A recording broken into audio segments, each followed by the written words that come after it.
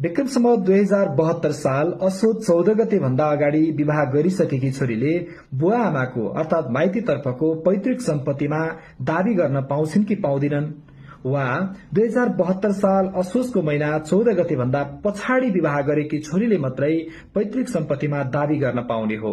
आखिर के हो त कुरा? यो अहिले यहाँहरू धेरैजनाको जिज्ञासाको रूपमा रहेको मैले पाएको छु। आज यहाँहरूले यही जिज्ञासाको प्रश्न उत्तर प्राप्त गर्न सक्नुहुनेछ। जनप्रतिनिधिमूलक थलो संविधान सभा मार्फत निर्माण भई विक्रम सम्वत 2072 साल असोज 3 गते जारी भएको वर्तमान संविधान नेपालको संविधानको धारा 18 मा समानताको हकलाई मौलिक हकको रूपमा व्यवस्था गरिएको छ।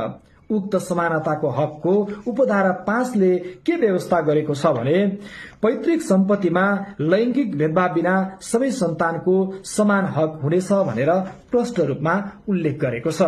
त्यसैगरी उक्त संविधानको धारा 38 अर्थात मौलिक हक अन्तर्गत नै महिलाको हकको उपधारा 1 मा प्रत्येक महिलालाई लैंगिक भेदभाव बिना समान वंशीय हक हुनेछ भनेर संविधानले प्रष्ट व्यवस्था गरेको छ। यसको अर्थ नेपालको वर्तमान संविधानले छोरा सरह छोरीलाई पनि पैतृक सम्पत्तिमा समान हक रहने गरी संवैधानिक ग्यारेन्टी गरेको छ। हाल प्रचलनमा रहेको अंशसँग सम्बन्धित कानूनी व्यवस्था मुलुकी देवानी संहिता 2074 को दफा 205 मा अंशको सवालमा केही कानूनी व्यवस्था गरेको छ, जसमा भनिएको छ अंशियार मानिने भनेर सगुलको सम्पत्ति अंशबण्डा गर्ने प्रयोजनका लागि यस परिषदको अन्य दफाको अधीनमा रही पति पत्नी बाबु आमा छोराछोरी अंशियार मानिनेछन् भनेर प्रष्ट रूपमा उल्लेख गरेको छ। त्यसैगरी सोही संहिताको 206 मा अंशको समान हकदार हुने भनेर प्रत्येक अंशियार अंशको समान हकदार हुनेछन् भनेर सबैजना आमा बुबा छोराछोरी श्रीमान श्रीमती सबैजनालाई पैतृक सम्पत्तिमा समान हक रहने गरी यस कानूनले पनि व्यवस्था गरेको अवस्था छ।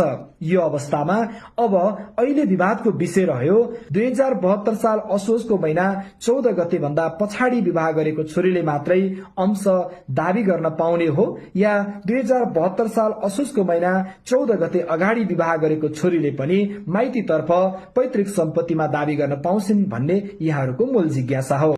यो प्रश्नको प्रष्ट जवाब पाउनका लागि हामीले एउटा मुद्दाको बारेमा छलफल गर्नुपर्ने हुन्छ।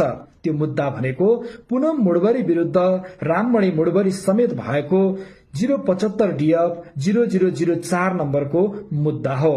यो मुद्दामा सम्मानित सर्वोच्च अदालतको वृहत पूर्ण इजलासबाट फैसला भइसकेको छ र यसमा केही सम्मानित सर्वोच्च